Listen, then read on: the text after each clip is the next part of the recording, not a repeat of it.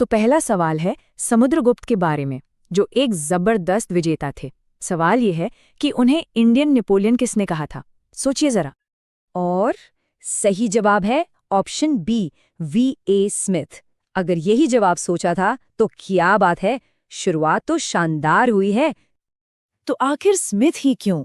भाई V.S. Smith Samudragupta की जो विजय नीति थी ना, उनके सैन्य अभियान उनसे इतने ज्यादा इम्प्रेस थे कि उन्होंने सीधे नेपोलियन से तुलना कर दी। इतना ही नहीं, उन्होंने समुद्रगुप्त को 100 युद्धों का नायक भी कहा। मतलब वाकई उनकी सैन्य क्षमता को सलाम है। ठीक है, अब आते हैं अगले सवाल पर। समुद्रगुप्त को कई उपाधियां मिली थीं, है ना? लेकिन इन चारों में से कौन सी एक उपाधि उनकी नहीं थी? ये सवाल थोड़ा मुश्किल हो सकता है। और इसका सही जवाब है डी, विक्रमादित्य। हाँ, ये एक कॉमन कंफ्यूजन है। तो चलिए देखते हैं कि ये उपाधि फिर थी किसकी। देखिए, विक्रमादित्य की जो मशहूर उपाधि है वो असल में समुद्रगुप्त के बेटे चंद्रगुप्त द्वितीय की थी। समुद्रगुप्त की बाकी उपाधियां जैसे लिच्छवी दौहित्र उनके परिवार से जुड़ी थीं, उनके ननिहाल लिच्छवी वंश से, जो उनके लिए बड़े गर्व की बात थी। चलिए अब बात करते हैं एक बड़े बाहरी खतरे की, हूण, जो उस दौर की एक बहुत ताकतवर जनजाति थी। उन्होंने किसके शासनकाल में गुप्त साम्राज्य पर हमला किया था? इसका सही जवाब है सी, स्कंदगुप्त। जी हाँ, उन्होंने ही इस जबरदस्त आक्रमण का सामना किया था। ये हूण मध्य एशिया से आए थे और गुप्त साम्राज्य के लिए एक बहुत बड़ा खतरा बन गए थे। स्कंदगुप्त ने उन्हें हराकर एक बहुत बड़ी जीत तो हासिल की, लेकिन ये खतरा पूरी तरह से टला नहीं था। इस जीत के बाद भी हूणों ने धीरे धीरे मालवा क्षेत्र तक अपना साम्राज्य फैला ही लिया। चलिए अब पहले राउंड से आगे बढ़ते हैं। हमारे दूसरे राउंड का फोकस है समाज और सिक्का प्रणाली पर। तो हर साम्राज्य की अपनी अर्थव्यवस्था होती है, अपने सिक्के होते हैं। तो सवाल ये है कि गुप्त काल में चांदी के सिक्कों को क्या कहा जाता था? और इसका सही जवाब है ए, रूपक। क्या ये जवाब पता था? गुप्तों का जो मॉनेटरी सिस्टम था ना, वो काफी डेवलप्ड था। चांदी के सिक्के थे रूपक और सोने के सिक्के कहलाते थे दीनार। और मजे की बात यह है कि एक सोने का दीनार 16 चांदी के रूपकों के बराबर होता था।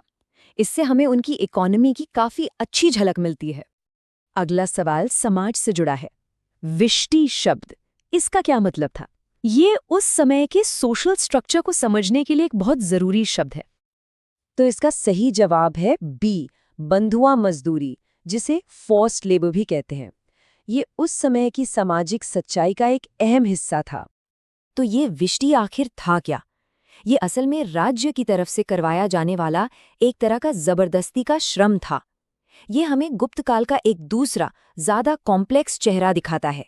मतलब एक तरफ तो कला और विज्ञान में जबरदस्त तरक्की हो रही थी, लेकिन दूसरी तरफ एक कठोर सामाजिक व्यवस्था और श्रम का शोषण भी मौजूद था। और अब हमारा आखिरी सवाल, जो उस दौर में महिलाओं की भूमिका से जुड़ा है। ऐसा कौन सा राजवंश था जो अपनी महिला शासकों के लिए जाना जाता था? और सही जवाब है ए, भौमकर राजवंश। ये वाकई एक बहुत ही दिलचस्प फैक्ट है। उड़ीसा में शासन करने वाला ये भौमकर राजवंश सत्ता में महिलाओं की भागीदारी का एक शानदार उदाहरण है। और ये जानना भी इंटरेस्टिंग है कि ये कोई इकलौता केस नहीं था। हमारा जो सोर्स है वो ऑटोमन साम्राज्य का भी जिक्र करता है, जहां शाही परिवार की महिलाओं का बहुत ज्यादा पॉलिटिकल इन्फ्लुएंस था। ये हमें इतिहास को एक अलग और ज्यादा बड़े नजरिए से देखने में मदद करता है। तो कैसा रहा स्कोर? ये रही हमारे सोर्स के सभी सवालों की पूरी आंसर की। अपने जवाब चेक कर सकते हैं। हमने सैन्य इतिहास से लेकर सिक्के, समाज और महिला शासकों तक सब कुछ कवर किया है। बहुत बढ़िया। और अब आखिर में एक सोचने वाला सवाल। हम सब अक्सर गुप्त काल को स्वर्ण युग या गोल्डन एज कहते हैं, है ना? लेकिन इस क्विज के बाद, जहां हमने सैन्य विजय, कला, बंधुआ मजदूरी और सामाजिक भेदभाव सब कुछ देखा, तो इस स्वर्ण युग का असली मतलब क्या है? जरूर सोचिएगा इस पर। हमारे साथ जुड़ने के लिए शुक्रिया।